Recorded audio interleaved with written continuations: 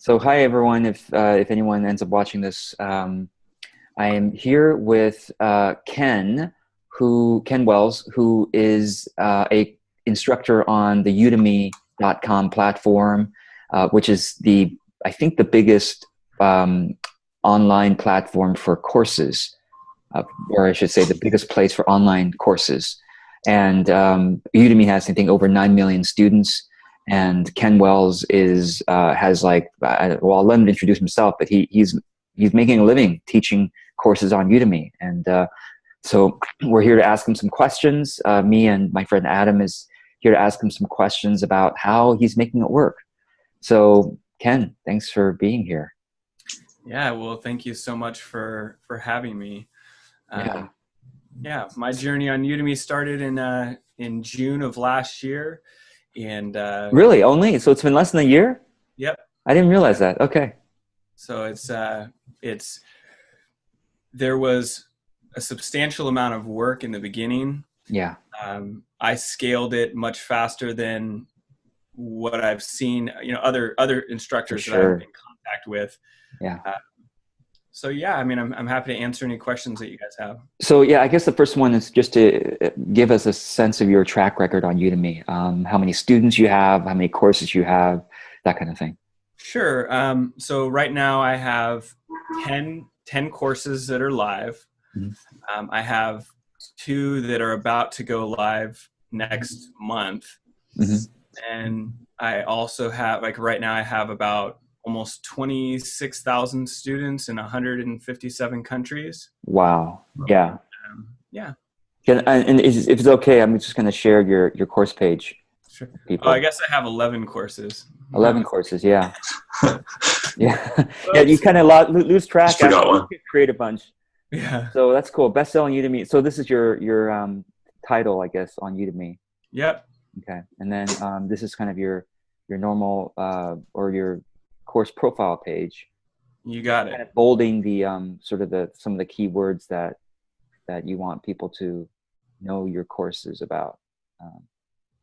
Okay, cool. And then see, it shows here 25,000 students, 11 courses, 550, almost 55 reviews, and your courses are priced. So right now Udemy's course pricing is between. Is it $10 at the minimum, or it's their pricing structure is between $20 to $50. 20 to 50. Okay. So what I do 20 is the minimum now. Okay. Yeah, 20 is the minimum. Okay. And yeah, so basically what I do there is, depending on where I'm ranking and the size of the course, I will price it. I will look at my competitors and see, like, if my 2 closest competitors are at $20, but I'm outranking them, then I'll put mine $5 higher or something like that. Oh, I see. Oh, okay. So that's one of the market research techniques you use, is to look at your and how do you find your competitors? Well, it really, everything starts with keyword research. Okay. So that's who my competitors are, is who is competing for keywords with me. Okay, so let's say, and maybe we could even, I don't know, Adam, if we want to use your topic as an example, or if you want us to use a different topic, what if we did a little exercise? Adam, are you interested in trying some keyword research on your topic, or no? Maybe we could do the course that I'm kind of thinking about later this year. Okay, great. I haven't really done any research on, so I'd love some new ones. Sure. And what is the topic? It's the art software that I use for creating comics. It's called Manga Studio or Clip Studio Paint, but basically like a course teaching how to make comics. Okay, awesome. So I'm just thinking about whether that example would be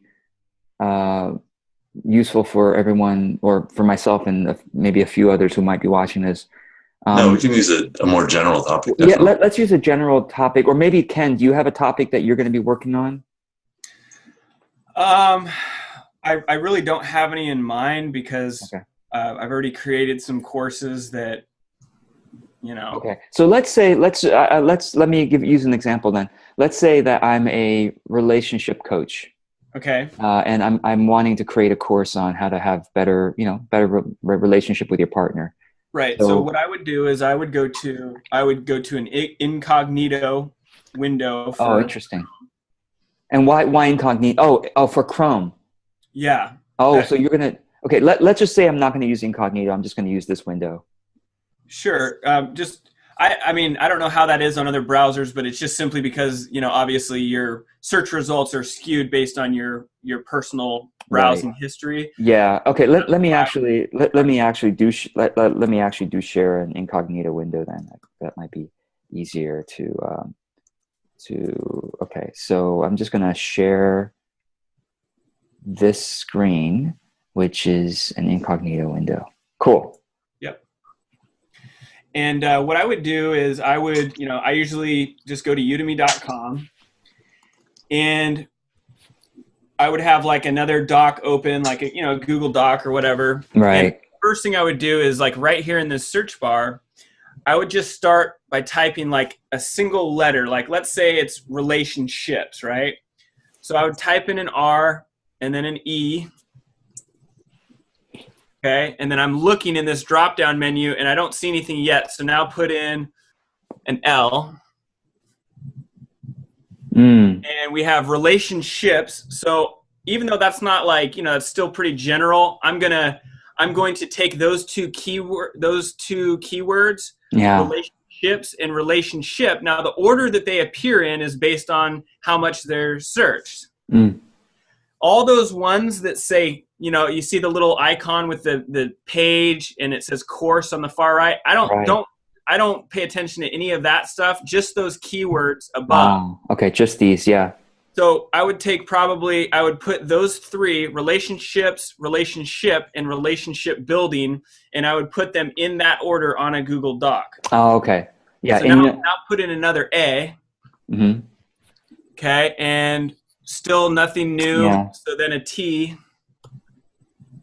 Relationship coaching. Now, relationship coaching just popped up. I would throw that at the bottom of my list. Okay. Okay. Now, again, keep going with an I. Right. Just keep going. Still nothing new. You just want to keep going until we see something new here. Yeah. All right, hold on. Let's see. Relationship marketing. Relationships coaching versus relationship coaching. I guess. Okay, when it comes to these kinds of differences where there's like an S versus no S, what is your take on it? Well, this is just the preliminary. Like this is where I'm just getting ideas. Later, I'll do some other things to kind of condense it down and focus on which keywords I'm going to target. Got it.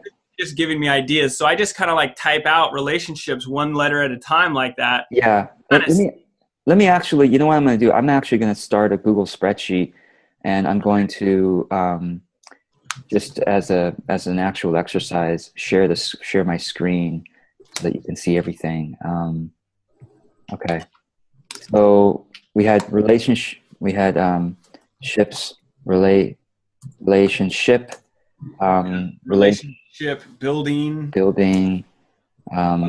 See what else we had. Relationship coaching. Well, it looks like there's ship and ships coaching. Right. Okay. I think it was this one came first. Coaching. Yeah, and then so do you actually like order them? Sorry. I do, but at this point we're just kind of getting ideas. So then if we go back to that search, so I would just go all the way through and see if anything else pops up. Doesn't look like there is. Now, if you want to get more here's interesting. Some interesting. Yeah, there you go. Happy relationships, bad relationships. Relationships diagram. That's weird. Yeah. Okay. And then interestingly, there's two types of personalities that are especially interested in relationships. ENFJs, which I'm on the borderline of actually. Right. ENFJ. Now, I'm assuming that I have a more specific idea, right? Yeah. And so if it doesn't relate to personalities and relationships, then obviously I'm not going to put those down. Right. I'm just putting down, happy relationships, bad relationships. And then like, let's say, let's be more specific. You mentioned that the idea was how to have a better relationship. Yeah, let's actually get even more specific. Let's say how to have a better relationship when you have kids. Okay. Like, maybe marriage. That's pretty specific. So, I might start with how to, and so then I'm starting. Interesting. So I just slow down though, because you might get ideas as you go along, but you just kind of do each letter just like we did before, and just kind of see what's popping up. It's interesting. I think given that there's probably too many H's there, they're not showing it, or maybe you have to refresh. Yeah, you just got to keep going, like H-O. Oh, I see. Go till you kind of start seeing stuff pop up. Right. Just start spelling out like how to have a good relationship. See, nothing so far, so we put the W in. Okay, this is weird. Look at these. What is this? Do you know what those numbers are? No. Is that a course number?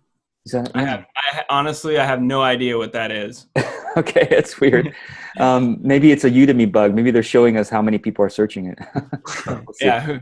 Okay, yeah. How to have. Okay. How to hack a computer. How to have. Yeah. Okay. All right. Well, okay. Yeah. There you go. After having kids. Yeah. How to have school. How to have school. That's weird. How to have less fear and more power. Hey, Ken, maybe you should teach a class on that. You could teach a class on that. How to have. Okay. So this is weird. So how to have better. Let's just say better.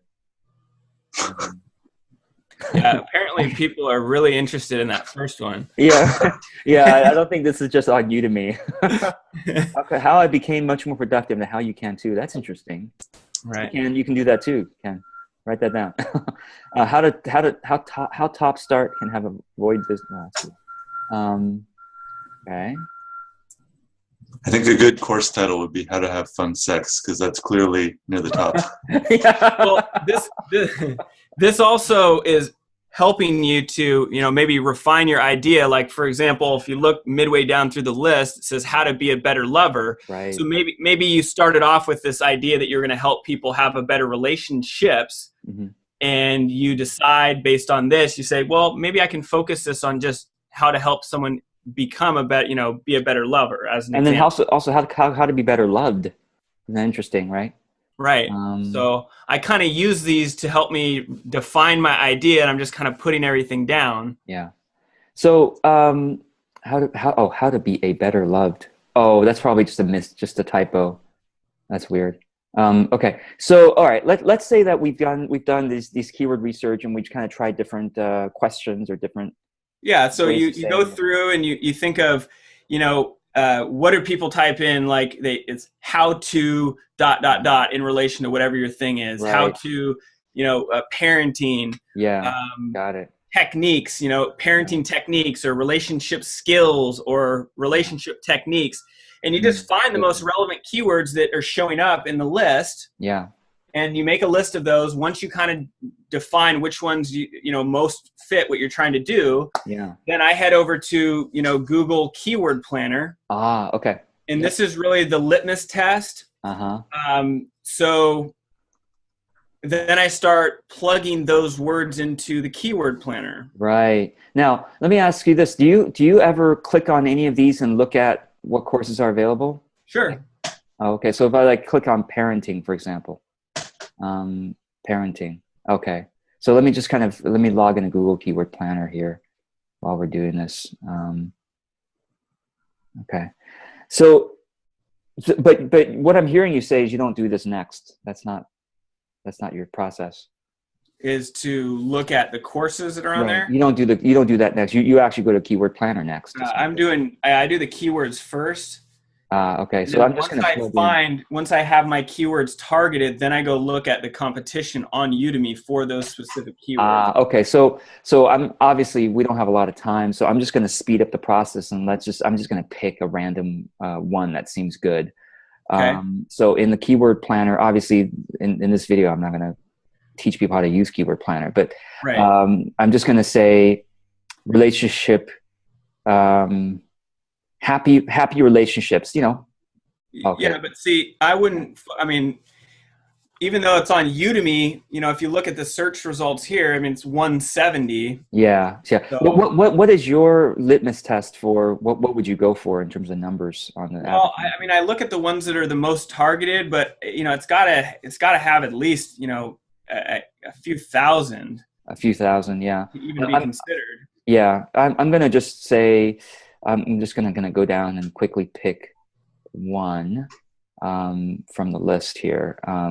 And do you have an upper limit? Like you don't try to go for competing No, with. I try to find the ones that are towards the top of the search results, but that are like if you have a scale between very targeted and low results and very general with high results, Yeah. I try to find the ones that are like right around here that are more targeted but still have a healthy amount of results. Right. Okay. For example, okay, marriage counseling. Marriage That would counseling. be, so if your course was focused on that, that would be a good one right there. Yeah, marriage counseling. Okay. So, well, but then people taking a course on marriage counseling might be wanting to become a marriage counselor. I'm guessing. Like if they type in marriage counseling, like they want a marriage counseling degree, maybe. I don't know. I think that's probably more people that are interested in getting counseling for their own marriage, I would think, unless it was like marriage counseling certificate or No, marriage. I mean, I know, like if they type into Google, I think that's true. But if they type it into Udemy, though, you know what I mean? Like they type into Udemy marriage counseling, I imagine. Well, at the end of the day, I'm just using that to get a sense of if the keywords that are showing up on Udemy also have decent amount of search results on Google. It's not to Right. say that there's this guaranteed correlation that there's going to be a ton of people on Udemy. I mean, really the courses that, you know, everybody seems to do very well on Udemy are like programming courses and business courses. Yeah. That's really their bread and butter, but this is just to give me a sense of if there's really even some Yeah. interest. So I'm going to say healthy relationships. That's you know, quite targeted, and it's a couple thousand, and you know, $2. So that's commercial viability. So let's say that's the keyword, healthy relationships. Okay. And of course we can. So I would just search that, and let's search that. And what you notice here is, so if you go to that top result, click on it.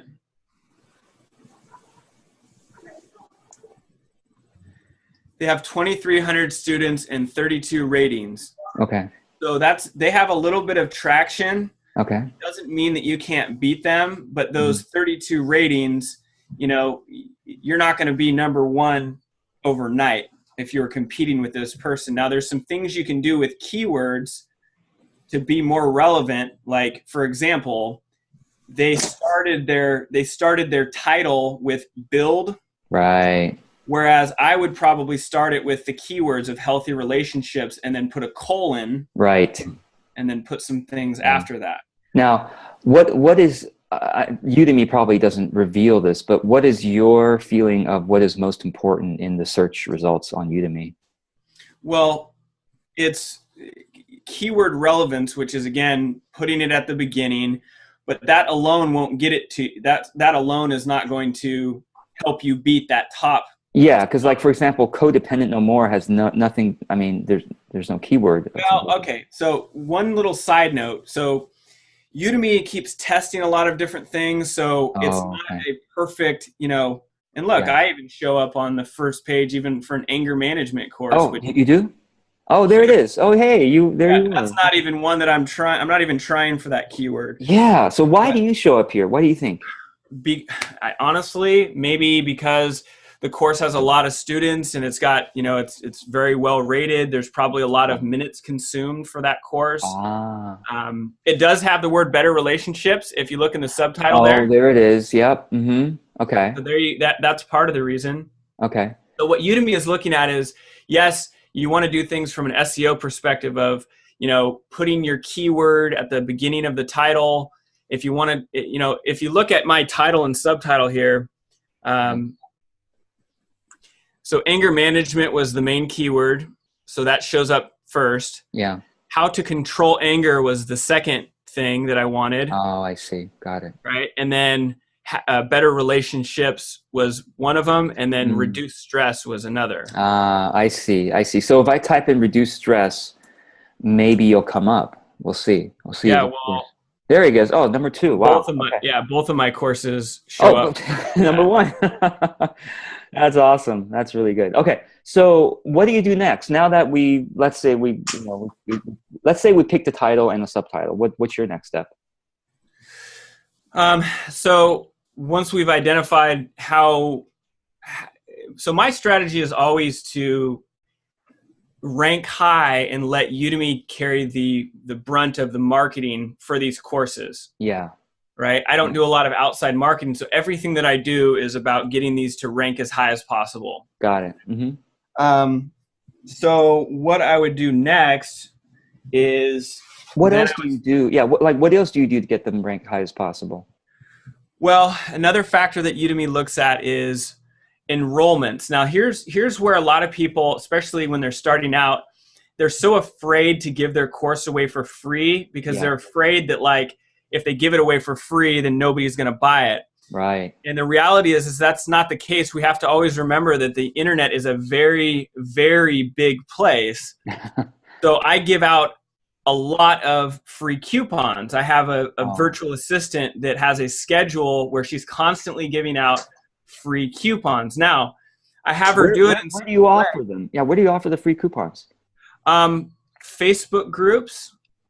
There's certain sites I've identified that I also give them out for free. Okay. So that works really well for you, that you're giving out the free coupons? It does, but you have to you can't just go to the same places. You kind of have to mix it up. Now, one thing that I do different than some instructors is that some instructors will basically, like, they'll do a post with all their courses for free. I don't think that's a good strategy, because what I want is someone to come in for free on one course, and then they're going to now start receiving promotional announcements from me for paid courses. Right. So I give out select courses to select areas to get people enrolled, which not only helps my rankings on Udemy, because again, Udemy is also wanting you to build their email list, which is why they still honor. That's why they look so heavily on enrollments. Is, you're building their student base. Yeah. Yep. Mm-hmm. Okay. So you emphasize on giving free coupons for specific courses in the relevant Facebook groups and other websites. Yep. Got it. And what else do you do to rank so high? What else? What's another? Well, another thing is and Udemy's changed a lot of things recently. Okay, so where it stands right now is you really they're prompting students 3 times to leave a review. You prompt them right when they start. So after they've consumed about 10%, prompt. Yes. So you need to really come out of the gates really strong and fast. And that's actually been a challenge with the most challenging course that I have with ratings is what you just saw on the last page there, the stress management course. Okay. It was identified that I just got off to a slow start there. So I need to reconfigure that so that they get kind of like a really strong start in the course. The first 10% of the course needs to be really good. Yeah. Exactly. Yeah. Got it. I'm gonna see, Adam, do you have any questions you want to ask?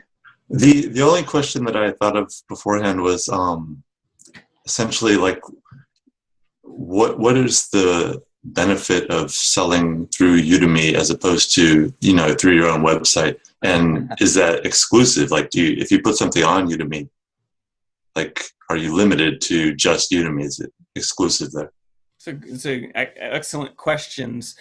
To answer your first question, the benefit of Udemy is the fact that they market your course for you. Right. So, and they also walk you through every step of they basically give you a roadmap of how to create your course, what to do next. So it's very plug and play. Right. Whereas when you're creating it on your own, the main thing is you're responsible for your own marketing. And there's a lot of decisions you have to make to, how do you want it branded? How do you want your sales page set up? Yeah. Whereas on Udemy, you just fill in the column. Yeah, fill in the... Right. But if you wanted to do both, is that like in their terms of agreement? And I think, yeah, your second question had to do with, if I put my course on Udemy, does that mean I can't sell it somewhere else? And it's your content, so you're not violating their terms. You can sell your course anywhere else you want. Okay. That's awesome. Well, Ken, I want to respect your time. So what is if you were starting over on Udemy today, what would you do differently, or what would you keep doing? Besides what we've talked about, of course. Right. I think in some of this, you just learn how to do it. I mean, like one thing that I do differently today than when I started is it used to take me like a month to create a course. Whereas now I create smaller, more targeted courses that are shorter. Because what's the ideal length in your mind for you actually? What do you create? Well, I mean, like for example, and I also look for ways to really leverage my time. Like I did a webinar yesterday, which I recorded on a topic that I also did keyword research on. Right. So I already did all of that before I recorded the webinar. So that webinar is about an hour and a half. Right. And I'm going to turn that into a course, which I'm going to pay someone to do the video editing, right? So it saves my time. And then I'm going to put that on Udemy so that it can start earning me residual income as well. Yeah. So then you have to, so that's great. So the entire course is an hour and a half. Right. Okay. And then the Udemy has a limit of 20 minutes maximum per lecture on Udemy. So you just chop up the hour and a half into what, 10 minutes, 20 minutes? What's your suggestion for ideal length of each lecture? Yeah, apparently through, according to research, I guess like 2 to 3 minutes for length per lecture is good. Okay. You can't always adhere to that, but your average lecture needs to be, I think, less than 10, the average length of lecture needs to be like 10 minutes or less. Okay. Yeah. So 2 to 3 minutes is really kind of people's attention span on Udemy and probably elsewhere too. I notice on YouTube, like my 2-minute videos tend to do better than other ones. But I kind of don't care and just kind of like whatever. But yeah. And one more thing is, I mean, you've got beautiful graphics. Where do you get your graphics? Oh, great question. So Udemy does that for you. Wait a second. I should say that Udemy gives you the option, but you can also upload your own graphics, right? Yeah, you can upload your own, but I've since the very beginning, I let Udemy do that because they have a vested interest in your course doing well. Got it. And so they're going to provide you with at least as good a graphic as, you're probably likely to find on your own. But even this video thumbnail graphic, that was from Udemy too? Yeah, it's they do that part automatically. Once they create your thumbnail, they throw that on the front end of your And this is your current brand. Yeah. So then basically you recorded this video. You do this, and then Udemy Udemy put up a thumbnail graphic. Yep. Okay, and the thumbnail graphic. The thumbnail graphic is the course graphic. It's the course logo graphic. You got it. Got it. Okay. Got it. Okay. Awesome, man. Well, Ken, is there anything else like you want to say before we adjourn? I think, you could make Udemy a full-time business if you treat it that way. I would say that you could, also look at, as with anything you're going to do online, look at multiple different income streams. Yeah. Because Udemy they are a marketplace. They can change their rules at any time. Yeah. So, don't put all your eggs in one basket, but it is a great platform for someone starting off to really just quickly put a course together, get it online, and start making money. Awesome, man. Well, I hope those who are watching this, if we do share it, will follow you and buy your courses and, kind of see how you do it, how you promote your courses from the student perspective. I think that'll be useful. Yeah. Awesome, dude. Thank you so much. I appreciate your time. And thank you, Jim. Yeah. Thanks, Adam. Yeah. All right. So I guess I'll end this video now. And here we go.